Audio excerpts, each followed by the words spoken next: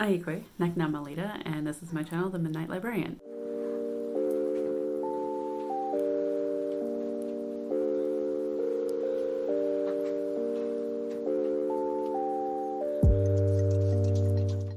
Today I will be talking about my March wrap-up. So March. I feel, well, let's just say this. In March, I felt like a lot of the projects that I was doing was very hands-on, and therefore I wasn't able to read physically as much as I would have liked, which we'll see in a minute. Otherwise, outside of reading, I thought it was a fairly decent month. We're starting to get a lot more sunshine. However, it is still freezing. I am cold in this dress. I'm gonna deal with it because I felt very motivated today to kind of dress up. And so I've been making a cape inspired by a couple of jewelers that I follow on Instagram. There's been some colors on there that I don't think I would have utilized otherwise, and I was just really inspired by this color choice. And so that's what I've been doing. I'm still currently in the process of that. I also finished an illustration that is now available as a print via my Etsy shop, as well as a mug. If you hear my cat snoring, I apologize. I am in a different chair than what I am usually in because my cat has claimed the big fluffy one. After about 3 weeks of fighting with her in March of who gets the chair and having my butt get sore from sitting on the edge, I finally just gave it to her. If you didn't know, my mom and I actually have a small business now, about a year now, but now I feel like we're in that steady rhythm of it. So my mom and I do a lot of illustrations. My mom does a lot of graphic design work, and basically we have combined forces and we started a small business. It's been really fun, and lately I've been trying to at least once a month. It's not quite going as well as I hoped, or as regular as I hoped. It's more like every couple months I try to create a new piece for her to put up, and we do prints of my illustrations, which are usually pretty scientific illustrations, but occasionally there are cultural illustrations, and my mom kind of puts her own graphic design flair on it. So it's been really fun, and I'll link that down in the description down below. We use very little time for me to read physical books, and due to that, I try to give myself an hour or so before bed to try to read, and usually I get so far, like what tends to happen more often than not, especially in March, is that I aim to do that, read a couple of pages and start falling asleep and have to like reread those pages anyway, so it's been a real struggle. So I've been trying to set aside time during the day to read physically, so it's just been hard. So that kind of reflects how my reading went in March. For my reading in March, I read 7 books, which I'm pretty happy about, considering the beginning of March felt very slumpy to me. In terms of pages read, that was 2,079 with 1 DNF, which I will talk about later. I don't tend to count DNFs towards my reading goals. In terms of genres, I read 2 mysteries, one of which was a thriller and the other one was a historical, and also read 2 nonfictions, one of which was science and the other history, 2 contemporary, one of which was a short story collection and the other a middle grade, and my final one was a historical horror. Format, I have 1 ebook and 6 audiobooks. Like I said, I heavily relied on audiobooks this month. For audience, I have 1 middle grade and 6 adults. And for ratings, I have 2 3 stars, 3 3.5 stars, and 2 4 stars, giving my average rating for the month of March a 3.5. And then in terms of own voices, I have 2 Asian and 2 Black. So pretty happy about that. I wish I could have gotten an Indigenous read in there. I had one picked out and just wasn't able to get to it. Unfortunately, my library doesn't offer a whole lot of Indigenous authored books. This was my original TBR. It has 5 options for the time theme for Buzzwordathon, rather than time though, which was the word that we were supposed to find in the title of a book, I went with like a time of day. So I had a lot of midnights, night, and I also had a specific time, 10 minutes and 38 seconds. Water Lily was the group book for an Indigenous book reviewers group that I'm a part of. I don't think any of us really got to it, so I'm just going to say that right off the bat, that I did not get to Water Lily by Ella Cara Deloria. I'm still hoping to get to it at some point. I just don't know when. And then for the rest of these, honestly, I picked up these ones, specifically L.F. Shafak's 10 minutes and 38 seconds in the Strange World. I picked up and just wasn't feeling, so I put it back down. It still remains on my TBR pile, but when I'll get to it, hopefully eventually, but it wasn't this month. So these are going back onto my TBR piles, and hopefully I can rotate them in at some point again. And then I had three chosen as possible Tome Topple TBRs, and I didn't get to any of them. Yeah, I was struggling in March. These books, I was worried about the Poppy War, just because I did finish reading it last year or the year before, and it took me quite a while to actually finish it, but I still remember, and that was one of the reasons why I like wanted to reread it, mostly because there's this thing that I almost feel like I got it wrong. It was a 3-star read for me when I originally finished it, and then of course it started getting huge on BookTube again, particularly when The Dragon Republic and Burning Gods started coming out, and I felt like I missed something. So I did want to reread this, but and I still want to try, but I do remember a lot about it, so I may give it a try later on. I attempted to pick up Middle Game and just wasn't feeling it as well, and Lost Stars I didn't even try, though it has moved on to my April TBR. With all that being said, what the heck did I read in March? Yes, so I did read When the Stars Go Dark by Paula McLean. This is a e-arc that I had gotten approved of from NetGalley. This comes out April 13th of 2021.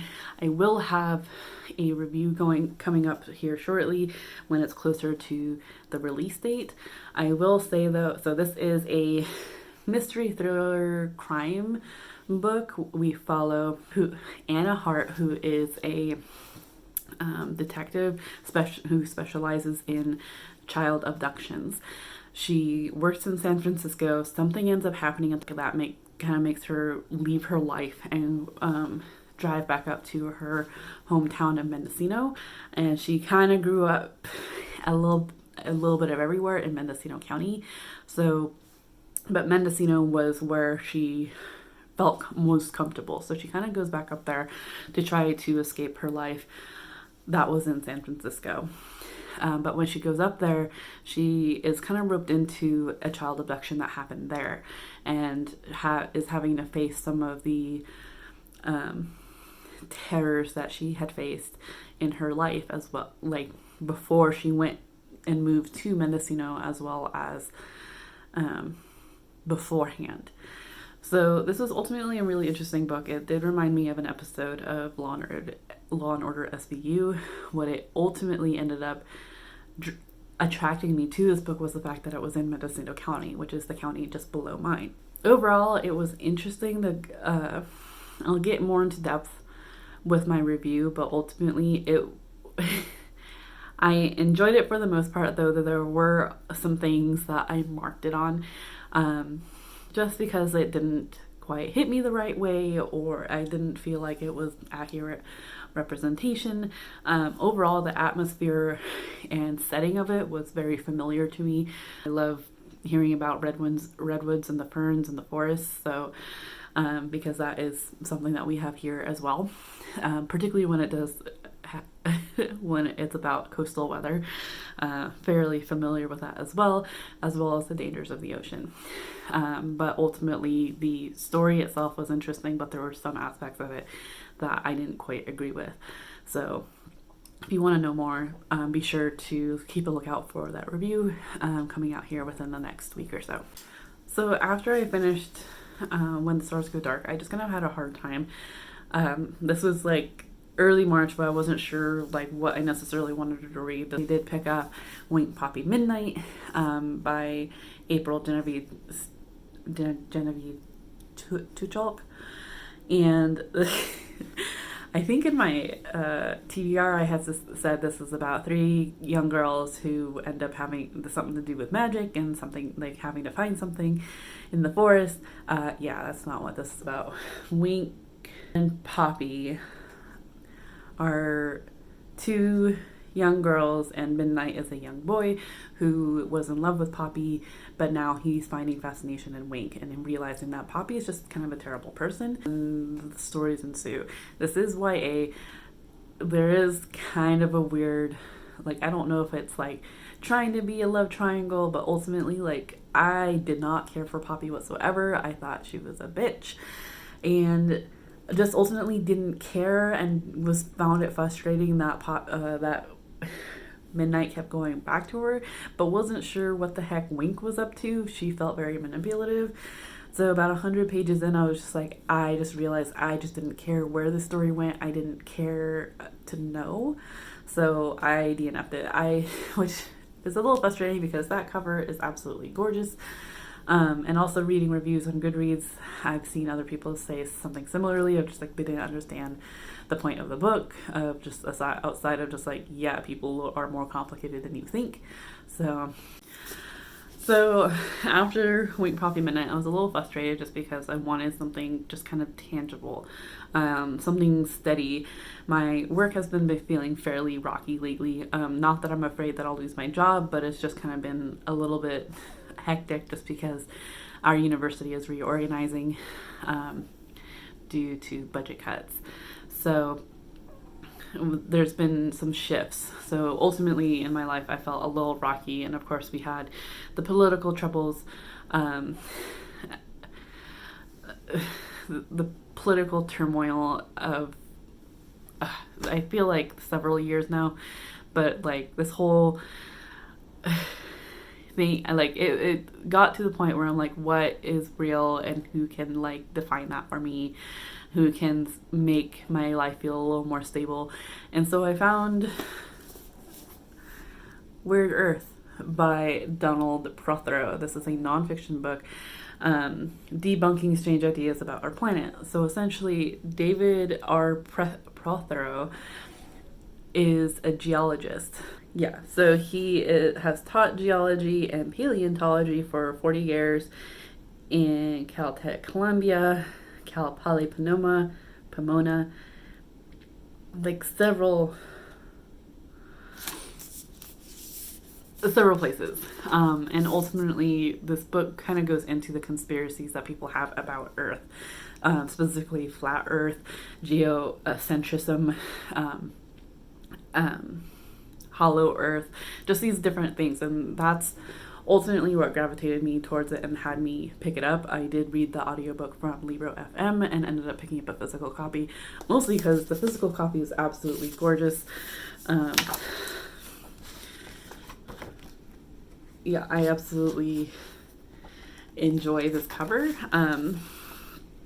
It makes me laugh as well, but as well as like, it did make me hesitant when reading it though, because it had this underlying layer of like debunking beliefs, and it made me start questioning like whose beliefs, like why and how are you going to debunk them. The narration was fairly interesting in that the narrator, who I forget who narrated it, but I'll leave their name down here, did a great job. It kept me interested, and it was ultimately very interesting. Like I said, like those 3, flat Earth, geocentrism, and hollow Earth, is the first things we kind of dive into. They also go into the conspiracies that the moon landing was faked, that there are aliens in Mount Shasta, which I live like 4 or 5 hours away from Mount Shasta, so I'm a little surprised about that one because I've never heard it. What I appreciated about this book in particular is that it goes into why some people have these belief systems, of why people think that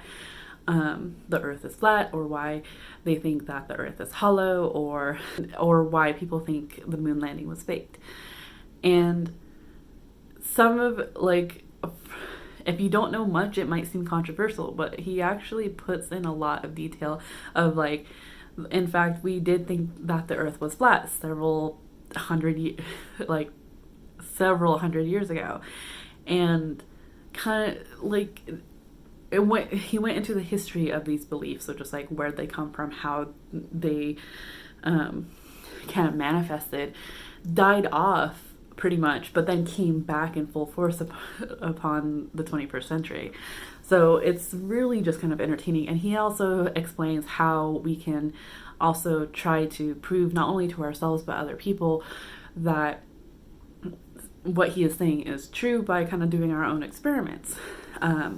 For instance, a lot of flat earthers, geocentrists, and hollow earthers don't believe photos from NASA or the moon landing. They don't believe that photos from NASA are real. It's one big conspiracy cover-up. So how do we prove that the earth is a globe, that the earth is not hollow, or that we in fact rotate around the sun and not vice versa, without just showing them clips from NASA? And a lot of that is explained in here, which I really appreciated. It was something concrete, and he also goes into the scientific method, pushing the fact that why would scientists try to purposely try to debunk certain religions, like for their own gain, particularly within the last presidential administration. It's been really frustrating to just kind of hear all these claims that climate change is just some scientific bull against capitalism, and that it's not real, and like how to prove it's not real, whatever. And it's just like, it's really kind of frustrating. And this book was just very settling of like, okay, yes, it just kind of reaffirms some of the things that I already knew, but at the same time explaining it in a way that made sense to me, as well as just kind of helped to ground me and going, okay, thank you, like not everyone's going crazy. Because it doesn't help that our current media is kind of just giving these theories, conspiracy theories, a voice, because they think it's funny, because they think it'll give them more ratings, but it's ultimately just kind of despairing and frustrating. And he goes into that too, about how our media has changed throughout the years. And I absolutely enjoyed this book. Like it's very much refreshing. When it came to flat Earth or the moon landing, Donald Prothero went into the backstory of why people thought what they thought at the time, as well as how that kind of manifested into the 21st century. But he didn't go into it all the way or as thoroughly, I feel like, in the crystal healing or some of the others. It almost felt at that point like he was just tired of talking about it, which I get, but at the same time, it's like, if you're going to go into depth about the history, historical belief systems of these other ones, why not crystal healing? It just kind of, I don't know. It was interesting, though he made some valid points. I myself don't necessarily believe in crystal healing. If that's something that you're interested in or that you believe in, then good on you. I just thought that this had a very interesting take on it that I don't tend to hear at all. So yeah, it was interesting. And like I said, just refreshing. There were some elements to it that very much felt like a textbook, but ultimately it was just enjoyable. The next book I read was The Night Tiger by Ayi-yu-kwee. This is the second book I read from her. I did read her first book, which was actually The Ghost Bride, and I actually really enjoyed that. I wasn't quite a fan of the ending, but I did ultimately really enjoy it. Ayi-yu-kwee is Malaysian, and she writes typically historical Malaysian that talk about Malaysian culture, belief systems. I feel like both of her books are labeled as fantasy. I'm going to steer clear of that just because I personally know that with indigenous writings that we are kind of fit into that same thing, and that's not the case. That's our belief systems, and I want to share that same respect for Malaysian cultural beliefs as well as any other cultural belief systems that may seem a little out there for anybody else. So this to me was more of, I would say, a historical mystery of sorts. We follow Ji Lin, who is an apprentice dressmaker but also moonlights as a dance hall girl to pay off her mother's mahjong debts. This is during, like, I believe early 20th century. It's during when Malaysia was a British colony. And we also follow Ren, who is an 11-year-old Chinese houseboy who has a secret and has a promise he must be fulfilled before a certain amount of time. His old master's finger is missing, and his old master has died, and he has so long to find this finger and put it with his old master's grave, in his grave. Ji Lin finds herself having the finger, but she has no idea what it's for, why would anyone have it, and is ultimately roped into a pattern that she is starting to be really curious but really afraid of, as some mysterious deaths end up happening around her. Quoted to be a dazzling propulsive coming of age of a child and a young woman, each searching for their place in society that would rather they stay invisible. I ultimately really enjoyed this. I think I gave it 3.5 stars. There were some things in here that I was like, particularly the romance. I'm not sure how to, I didn't particularly enjoy it. I found it very taboo. So it was interesting. I haven't read anything like that before, but ultimately I really enjoyed the story. I absolutely loved Ren. I thought he was the sweetest bean. I kept rooting for him the whole time. Ji Lin, I definitely questioned just some of her decisions. Yang Shei Chu is definitely a author that I will be looking for more books in the future, just because I enjoy her writing style. I enjoy being immersed into the Malaysian stories that she tells, and it's very fun, and a little morbid, as so far the Night Tiger and the Ghost Bride have to do with death and the afterworld. So it's in the eyes of Malaysian cultural beliefs. So it's really just kind of a fun and entertaining as well as interesting and educational read. Next up was another audiobook that I found through my library, and that was The Five by Haley Rubenhold. This is about the 5 victims of Jack the Ripper: Polly, Annie, Elizabeth, Catherine, and Mary. So I've had my eye on this book for a little bit, and was really surprised to find it in my library and was really intrigued.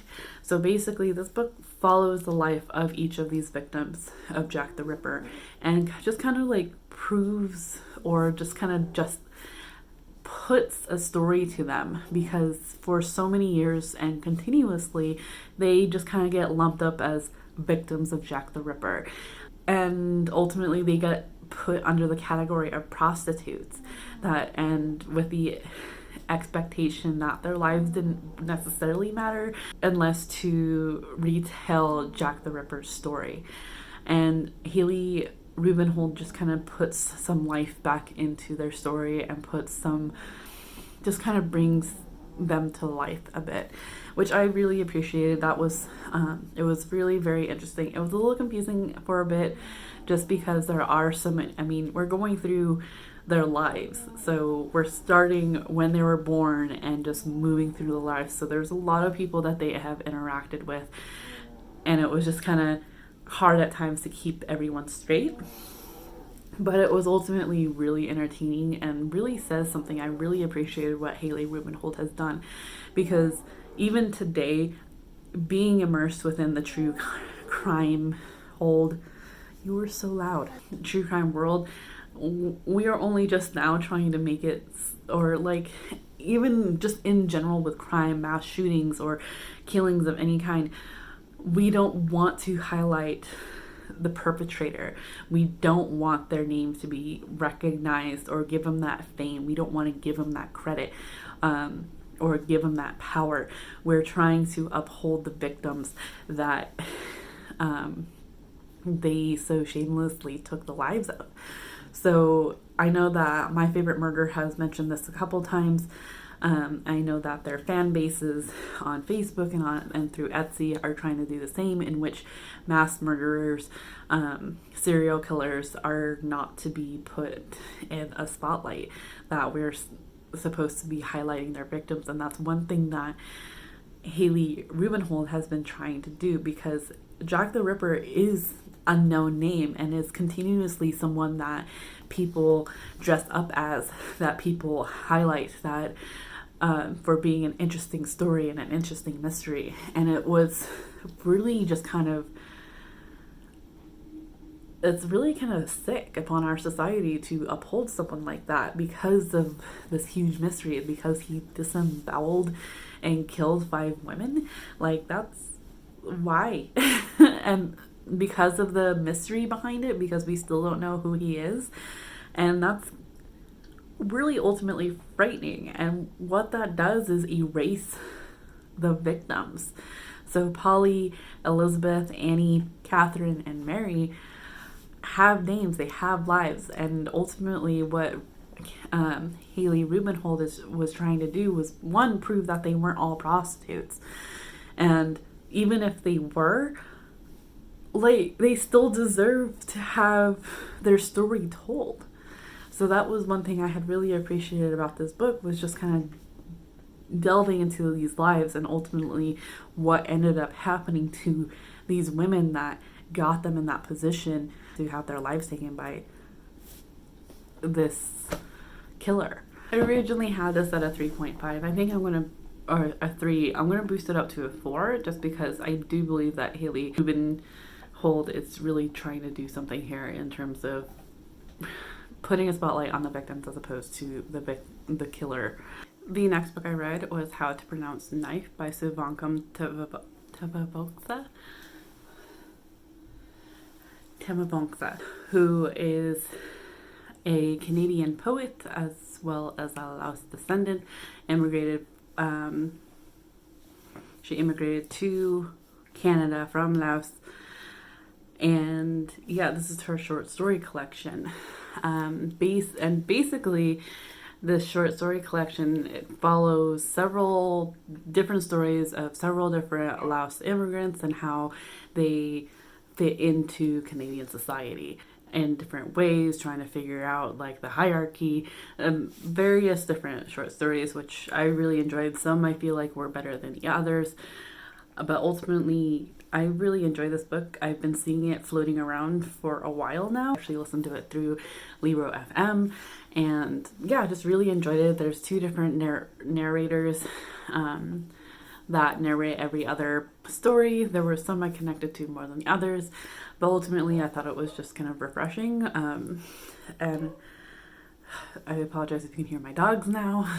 I do hope to get this as a physical physical version, because there were a couple stories that really touched me on it, and it was just overall really heartwarming, at the same time heartbreaking at times. It was just fun. The next book I got to, I've been wanting to get to for a bit, and I actually had wanted to get it as physical version, but don't yet have it, though it is on order now after I finished listening to it through my library.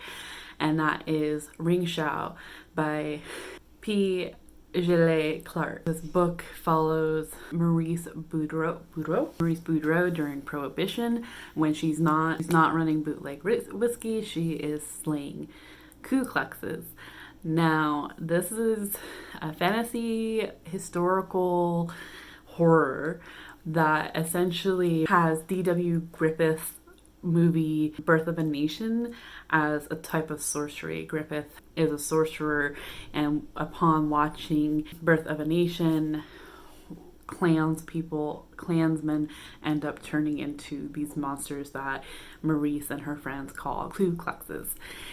And they are monstrous. With her sword, Maurice slays them with her friends. As she slays them with her sword, Maurice hears tales of her people's past. So it's really fun and a relatively short story. I absolutely love the narrator, Shani Waits. I absolutely loved their narration for this book. I thought that the characters were sassy and really just strong female characters, also like a Choctaw scientist, which I absolutely enjoyed. I almost want this to be like a series. I want to develop, I want more of this world, but ultimately the story as by itself, it was really fun. It was slightly terrifying just with the descriptions of these monsters, and of course there's more monsters than just the Wohk'lews, but that in general was fairly frightening. And like I said, I loved the narration. When someone laughed or snickered or sang, Shani would do it. So it was really fun. It was just great to get immersed into this book. That being said, there are some content warnings for death of an animal, racism, slurs, and graphic depictions of death and injury. So just bear that in mind. But otherwise, I thought this was a really fun read. I gave this 4 stars. It wasn't quite a favorite, but it was enough for me to want to buy the physical copy, and in fact it's on its way. And the last book that I read for the month of March is Blended by Sharon M. Draper. This is following Isabella, who is from a blended family. Her dad is black, her mom is white. And we kind of follow her as her parents get divorced. They end up separating, and she kind of feels like she's split in two. She is living one life with her mom and living one life with her dad. And once she gets settled with the divorced life, there are some more changes, and her parents start seeing other people. It's a middle grade, and it definitely navigates some important topics, specifically like the navigating divorces and how the conflicts of the parents end up having causation to the child, particularly if they're arguing in front of one another, or if they're not taking into any consideration of the changes that they're making and how it affects their child.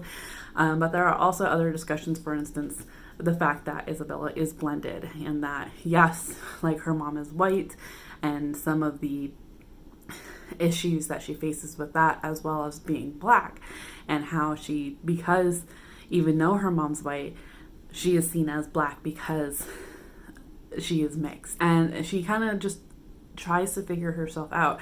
This is kind of like a coming of age book of sorts, as Isabella is trying to navigate society, trying to navigate her school, trying to navigate her family, and to try to really truly feel and figure out who she is. And ultimately, all she can really hang on to is playing the piano. She loses herself in it. She finds that everything kind of melts away when she does play, and she really enjoys it. This book does also heavily discuss racism, even to the point where it has police brutality, profiling, and gun violence. So bear that in mind. But I thought it was a really fun and ultimately really intense and interesting read.